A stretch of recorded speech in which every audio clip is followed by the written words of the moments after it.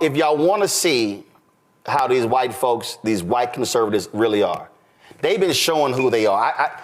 White nationalists, white supremacists, racists, okay? DEI is the new N-word for them. Yeah. Okay? That's the new N-word. And I don't understand why even some of these white women ain't ticked off, because they slapped them with a DEI label. They have been blasting the fire chief in Los Angeles, a white woman, saying, oh, this DEI hire. Look at this tweet right here. This right here is a tweet. Who is this, Matt Walsh? Go back to Libs of TikTok. So they put, don't you hate it when climate change appoints a DEI hire to run the fire department? Oh, so she's now a DEI hire. Wow. Of course. Wow. Wow. Not. And see again, y'all, just so y'all know, the fire chief of LA, she not black. That's a white woman. She not a white man. DEI means non-white man. There you go. There you go. So so show the Matt Walsh. Show the Matt Walsh tweet. Because now they've been putting in here. Los Angeles deliberately set out to exclude white men from becoming firefighters. And now they don't have enough firefighters to prevent their city from burning to the ground. DEI is a cancer that destroys everything it touches. What are they complaining about? They're complaining because last year a story was done about how they were trying to diversify the fire department. For people who don't know history, let me and I know Greg knows this for a fact. Across America, pick your city. More than likely, the whitest public sector job are fire departments, not even police departments. Woo, them white boys have been locking black folks out. Now, somebody posted something on social media. I haven't found it yet. Actually, I'm looking for it. I think I reposted it. Here it is right here. Somebody posted this here. They said 60% of the firefighters in Los Angeles are white. 21% are Hispanic. 7.15% are black. Women are 5.5%. Asian American, Native Hawaiian, Pacific Islander are 4.8%. So when they talk about DEI, yes, and everybody understand, what they saying is, ain't nobody qualified for nothing unless they are a white woman. Start that slideshow over, because then I want y'all to freeze it. Start that slideshow over. I see a video playback. Start it over. I want y'all to freeze. No, start it over, y'all. Don't come to me. Don't come back to me, please. Thank you. Start the slideshow over.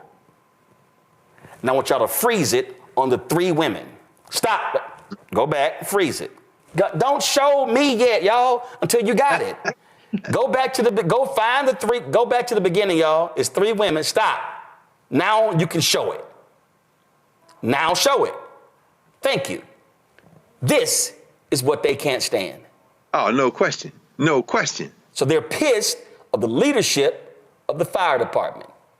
And the woman's a lesbian too, allegedly. I don't know. See, there you go. So they confirmed. Okay, so when they say DEI, if you a woman, if you gay, if you black, we can't stand DEI.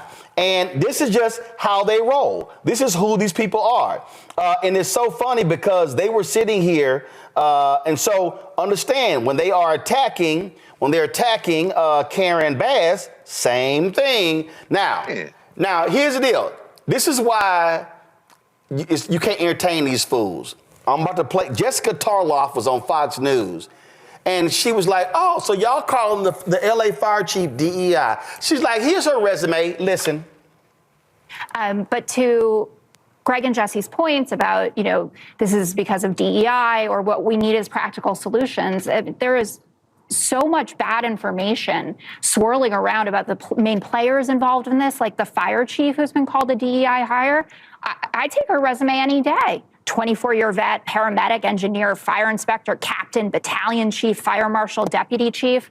I don't know. But you're proving my point. No, I'm not proving your point. You're proving it because DEI makes everybody suspect. No, that is the problem. And you guys paraded it around. So now you put it in people's heads. No, you put it in people's heads. How?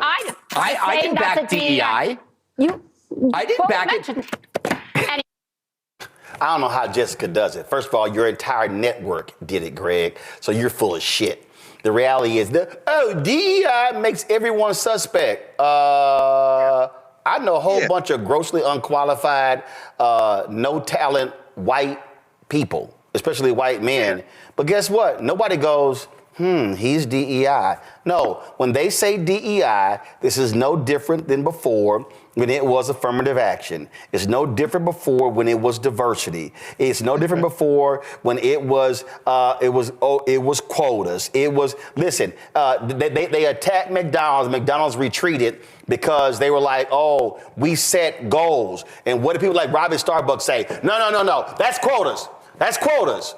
It's goals. But no. So even when you don't call it a quota and you call it a goal, see, that's it. So the bottom line is they don't want any effort to diversify anything because they believe white people, mainly white men first, white men first, white women second, white heterosexual men, white heterosexual women, they believe that nobody else could get a job, is qualified for a job, unless they fit in that category. That's all this bullshit is.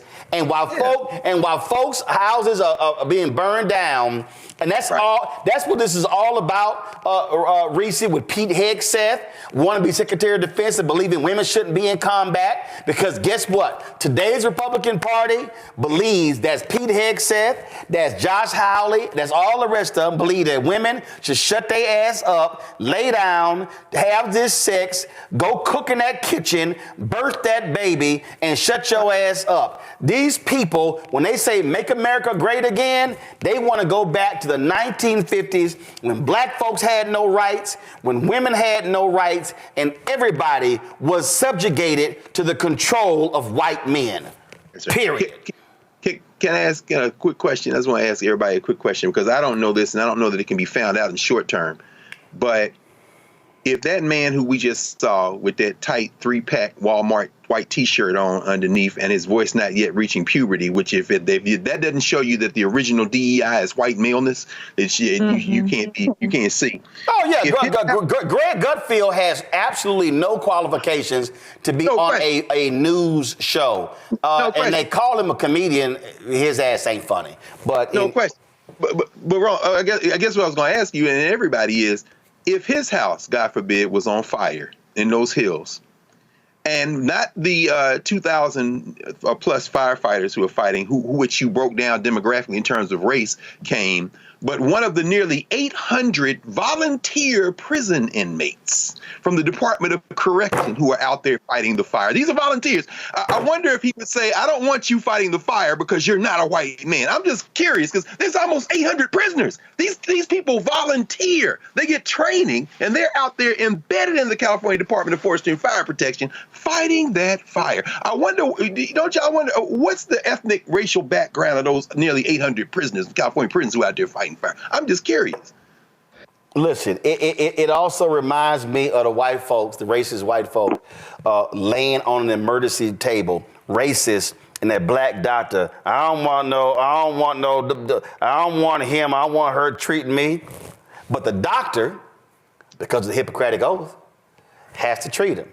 That's where you say, all right, lay your ass there and die. Okay, that's good. right. See, lay your ass there and die. I'd be like, yeah, go ahead. Okay, go ahead. Gunshot, heart attack, stroke. Okay, lay your racist ass there and die then. I got to tell y'all this story. The brother, he's a history maker. He was interviewed by the History Makers, which is Juliana Richardson, Larry Crow, and them out of Chicago. And I forget the brother. He was on the board at Emory. He's a medical doctor, brilliant brother, philanthropist. I met him back in this past February 24th. We were at a dinner for History Makers. So we're sitting there, and he's telling a story about when he was a resident in medical school. He finished his medical degree. He's in his residency.